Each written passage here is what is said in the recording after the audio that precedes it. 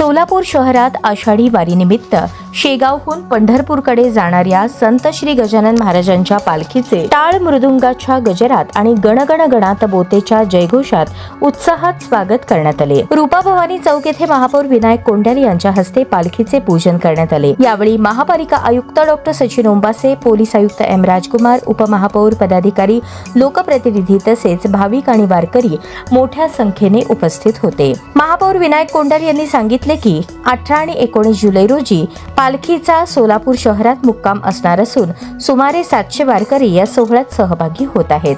वारकऱ्यांच्या सोयीसाठी महापालिकेने पिण्याचे पाणी, स्वच्छतागृहे, आरोग्य सुविधा, प्रकाश व्यवस्था, स्वच्छता, मुक्कामाची व्यवस्था आणि कचरा व्यवस्थापनासह सर्व मूलभूत सुविधा उपलब्ध करून दिल्या आहेत। तसेच सर्व विभागांना 24 तास सतर्क राहण्याच्या सूचना देण्यात आल्या आहेत। दरम्यान पोलीस आयुक्त एम. राजकुमार यांनी पालखी सोहळ्यासाठी शहरात चोख पोलीस बंदोबस्त तैनात करण्यात आल्याची माहिती दिली।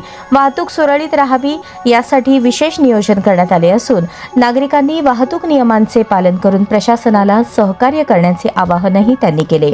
भक्तिमय वातावरणात सोलापूरकरांनी संत श्री गजानन महाराजांच्या पालखीचे उत्साहात स्वागत करत वारकऱ्यांचेही मनापासून स्वागत केले।